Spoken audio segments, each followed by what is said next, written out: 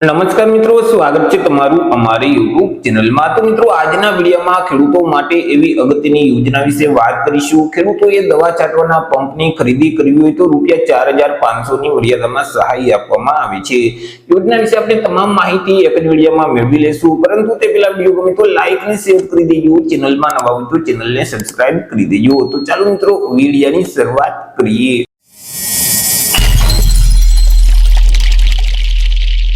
તો સૌથી પહેલા મિત્રો આપણે વાત કરી લેશું આ દવા છાંટવાના પંપ માટે જે સહાય આપતી યોજના છે તે યોજનાનો મુખ્ય હેતુ શું છે।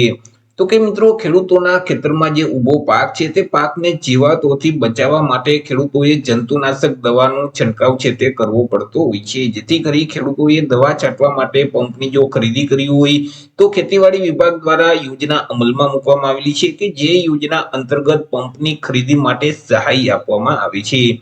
વાત કરી લઈએ આપણે યોજનાના લાભ વિશે કે યોજનાનો લાભ છે તે કોને કોને મળવા પાત્ર થશે। તો કે આ યોજનાનો લાભ છે તે રાજ્યના કોઈ પણ વર્ગના ખેડૂત ખાતેદારને મળવા પાત્ર થશે। પછી તે એસસી, એસટી, ઓબીસી, ઈડબ્લ્યુએસ કે જનરલ કોઈ પણ વર્ગના ખેડૂતો યોજનાનો લાભ છે તે મેળવી શકે છે। મિત્રો, સહાય વિશે વાત કરીએ કે સહાય કેટલી અને કેવી રીતે આપવામાં આવશે। તો કે યોજના અંતર્ગત જે સામાન્ય ખેડૂતો છે તે ખેડૂતોએ મિત્રો જે પંપની ખરીદી કરેલ છે તેની પાછળ કુલ ખર્ચ થયેલ છે તેના 50% અથવા તો વધુમાં વધુ ₹3,000 ની મર્યાદામાં સહાય આપવામાં આવશે।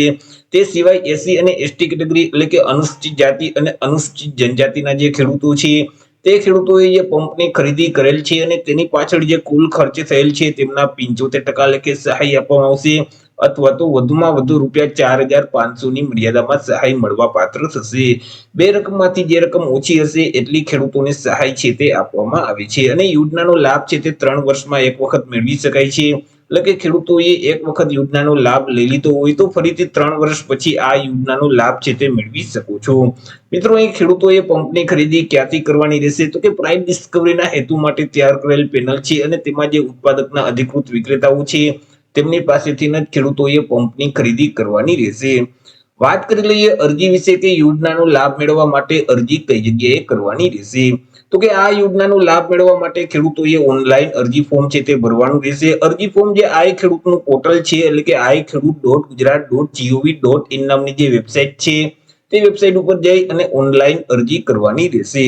વર્ષ 2026-27 માટે અરજી ફોર્મ શરૂ કરી દેવામાં આવેલા છે। 27/3/2026 થી અરજી ફોર્મ શરૂ કરવામાં આવેલા છે અને 26/4/2026 સુધી ખેડૂતો ઓનલાઈન અરજી ફોર્મ ભરી શકશે।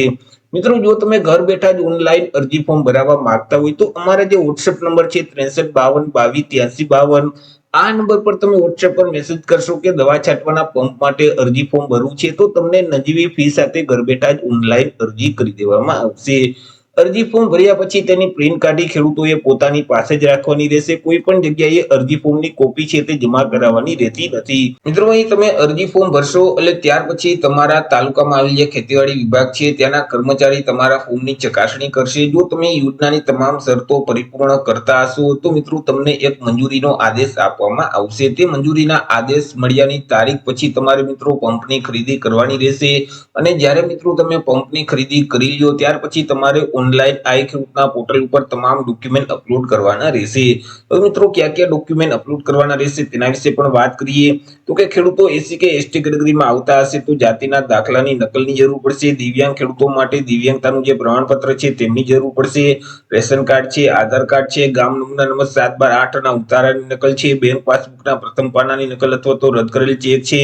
સંયુક્ત ખાતેદાર હોય તો તેવા કિસ્સામાં અન્ય ખેડૂતનું સંમતિ પત્રક છે અને તમે જે પંપની ખરીદી કરેલ છે તેનું ઓરિજિનલ બિલ પણ તમારે આપવાનું રહેશે।